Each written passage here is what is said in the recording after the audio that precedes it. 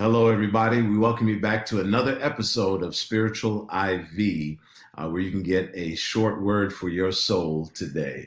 Today I want to cover the topic: Are we waging the right war? Are we waging the right war? That's our topic for today. And I actually want to read it for you. Have we been so busy fighting battles with other sinners that we've forgotten to wage war on sin?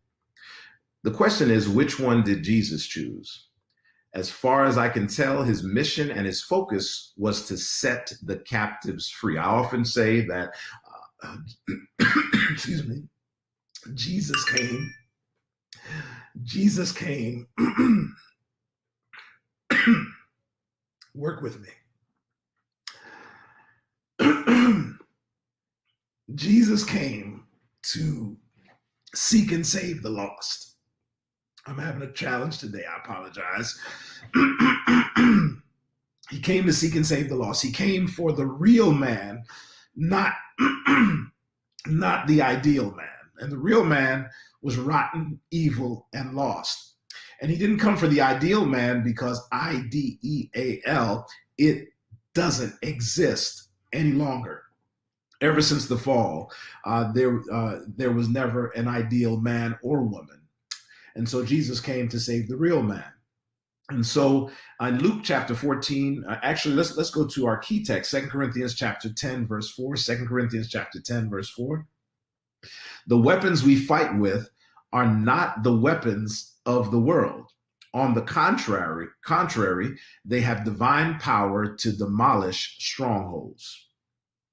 Luke chapter 14, verse 18 also says, Jesus says, the Spirit of the Lord is upon me, because he hath anointed me to preach the gospel to the poor.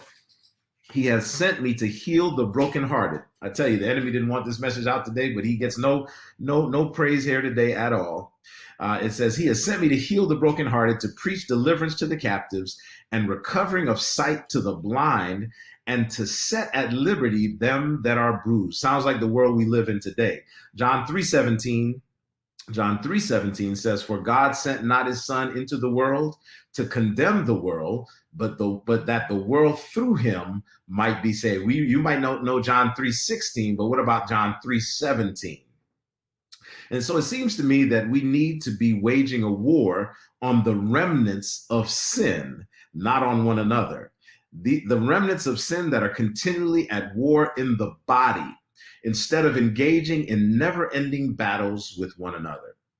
We desperately need a war on hate. Would you agree? We desperately need a war on impatience, a war on abuse, a war on greed, selfishness, and pride, remembering that the weapons of our warfare are not carnal, but rather they are spiritual.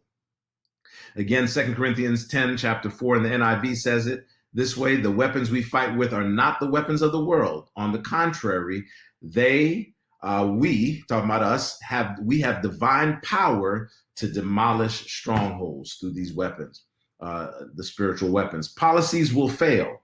Institutions will corrupt and crumble. Role models will disappoint.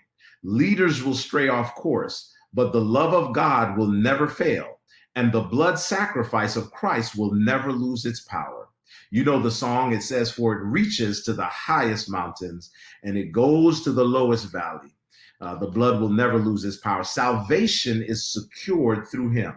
Therefore, he admonishes us, God admonishes us, that in order to push back the darkness and win the war that will continue to fester until Jesus returns, we should do like Jesus and shine the light out of the darkness. You can find that scripture that talks about God shining a light out of darkness. That's found in 2 Corinthians chapter 4, verse 6. 2 Corinthians 4, verse 6. It talks about God shined a light out of darkness, and therefore we can fight each and every battle with love. That's a powerful weapon, trust me.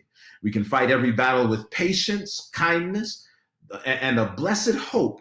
We can have accountability, and we can reach reconciliation and a peace that passeth all understanding. If you don't know it, that's the ministry we've been called to, is a ministry of reconciliation. That's found in 2 Corinthians chapter 6, verses 17 through 21, talks about that ministry of reconciliation that we've all been called to. So I want to encourage you today, when we choose to use weapons, we become authorized and empowered by his blood, emboldened and activated through the indwelling of his spirit, and we become a blessing to those who come in contact with us as we reflect, resemble, and reveal the character of Jesus Christ. I end today with 1 Peter chapter 5, verse 8.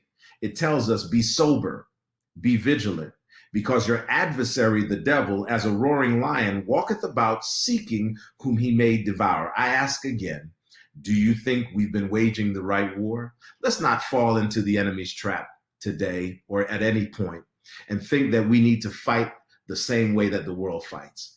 God has given us powerful weapons of warfare that will tear down strongholds. God bless you, and make sure you're waging the right war. In the middle of the week, with the word once more.